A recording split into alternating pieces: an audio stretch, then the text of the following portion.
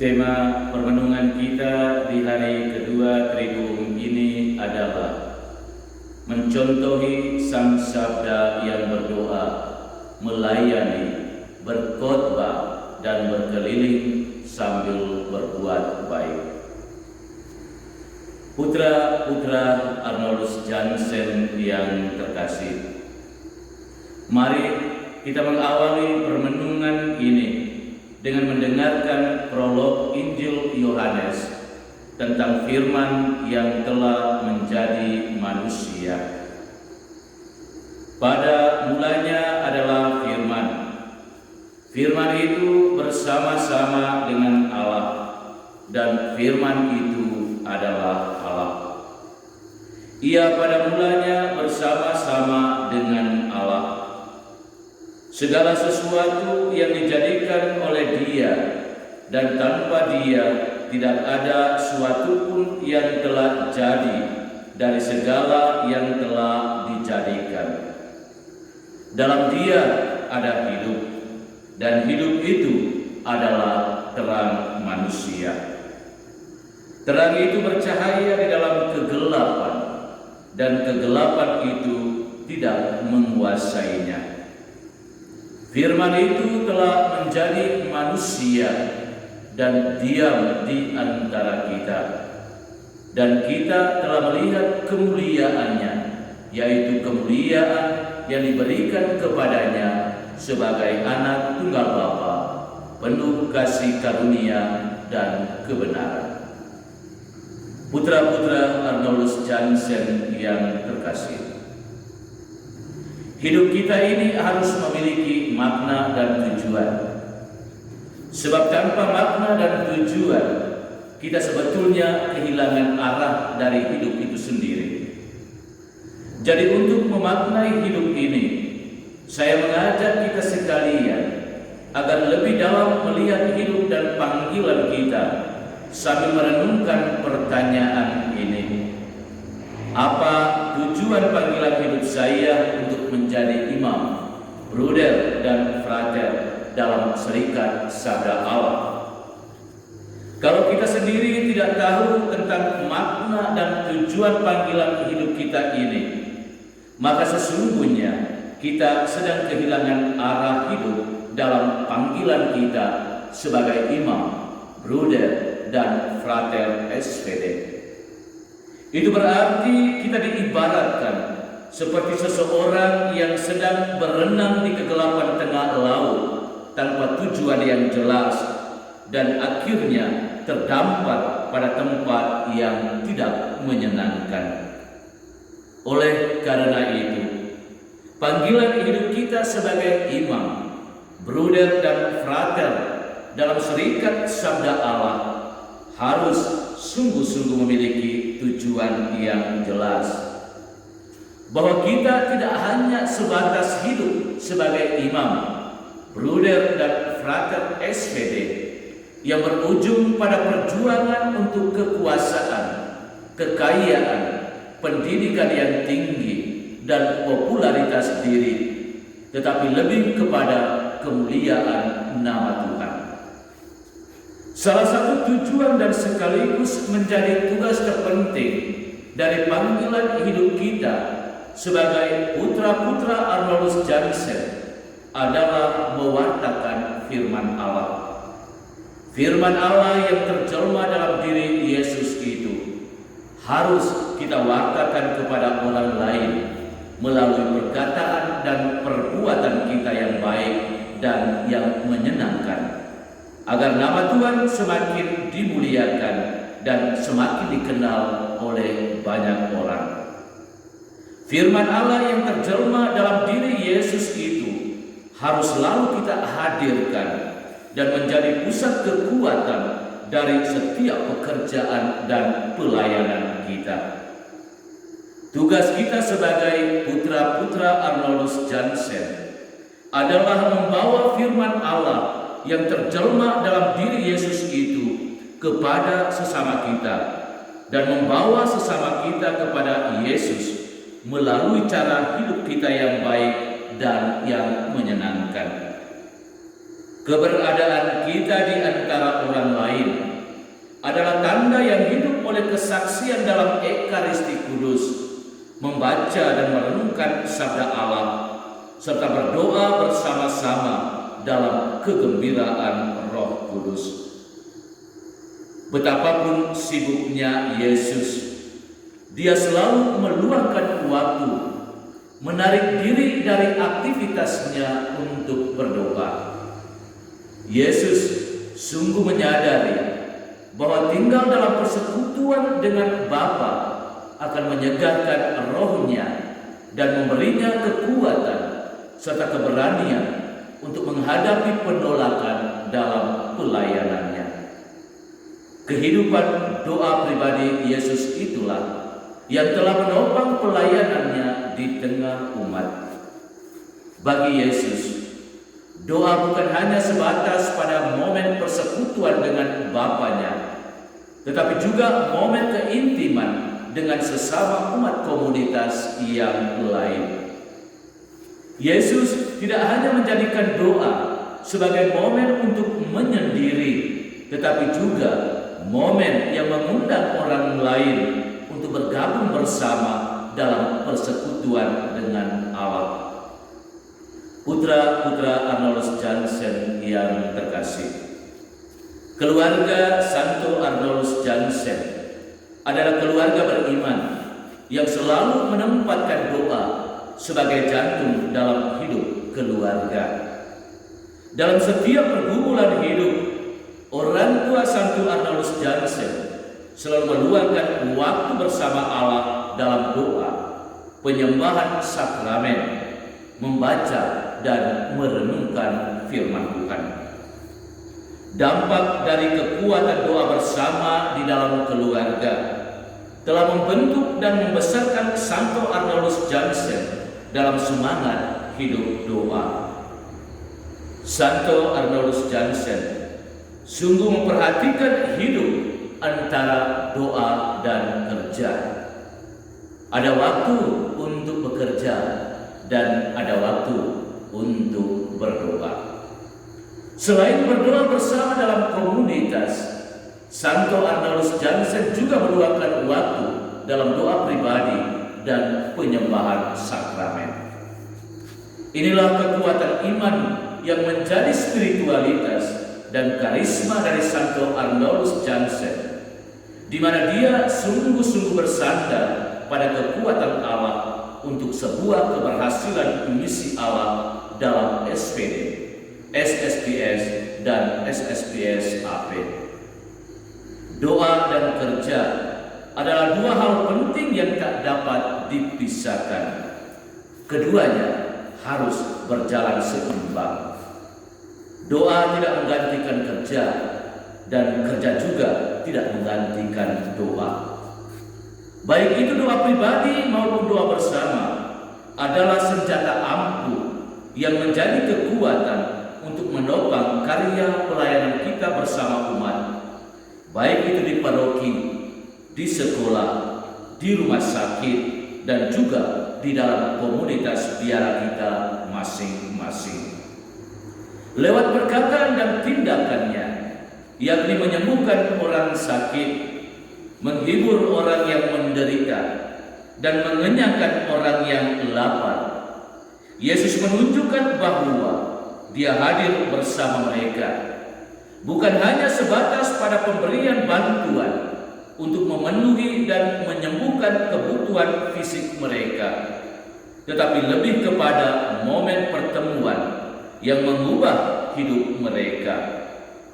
Ketika Yesus bertemu dan menjawab kebutuhan mereka, saat itulah Dia membagikan belas kasih Allah dan menyingkapkan siapa dirinya serta siapa Allah yang mengutusnya.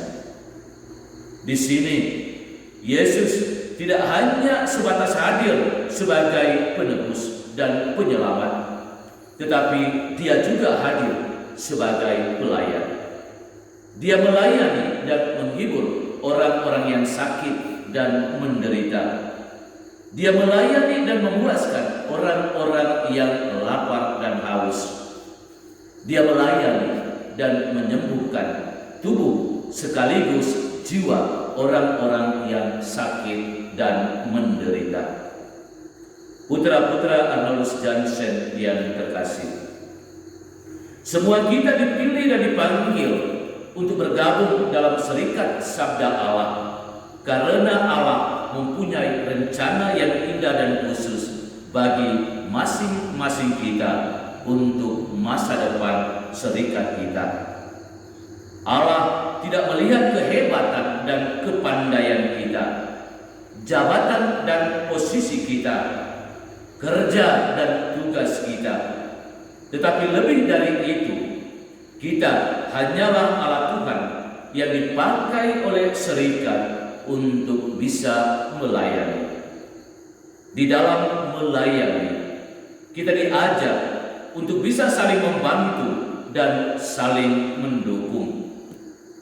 Kita bukannya dipanggil untuk saling bersaing yang tidak sehat, saling menghina dan saling menjatuhkan.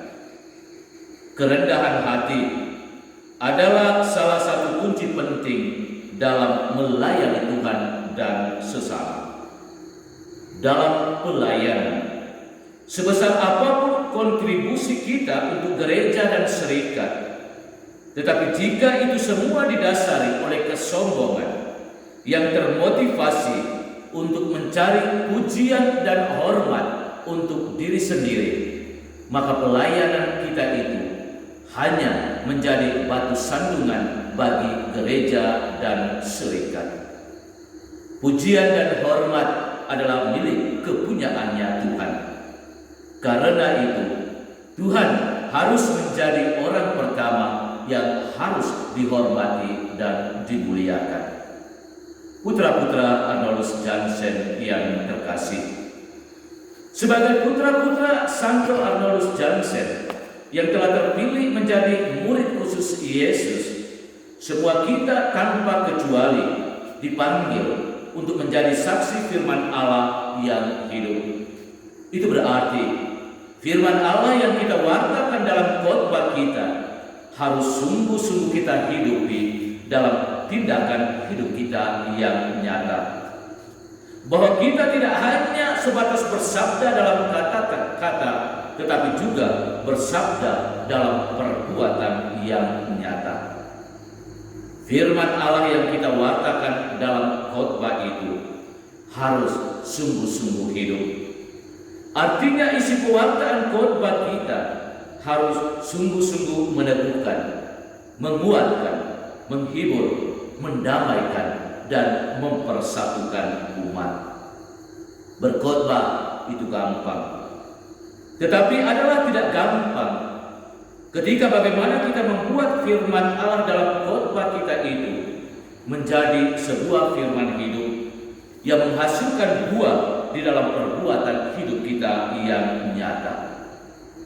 Berhasil tidaknya pewartaan sabda Tuhan di dalam khotbah kita sangat ditentukan oleh persiapan kita. Kita juga hendaknya harus sadar bahwa umat yang kita layani di zaman perkembangan teknologi yang sudah semakin canggih dan maju ini sudah semakin pintar. Karena itu adalah wajar kalau umat menanggapi pewartaan kita di dalam khotbah dengan mengeluh, kecewa, bahkan memberi kritik dan usul saran. Ketika kita tidak membaca dan mendalami secara sungguh-sungguh firman Tuhan di dalam kitab suci, maka isi pewartaan kita di dalam khotbah juga pasti hanya begitu-begitu saja. Bisa jadi kita hanya lebih banyak menggunakan kesempatan di dalam berkhotbah untuk marah-marah umat atau mempersalahkan umat.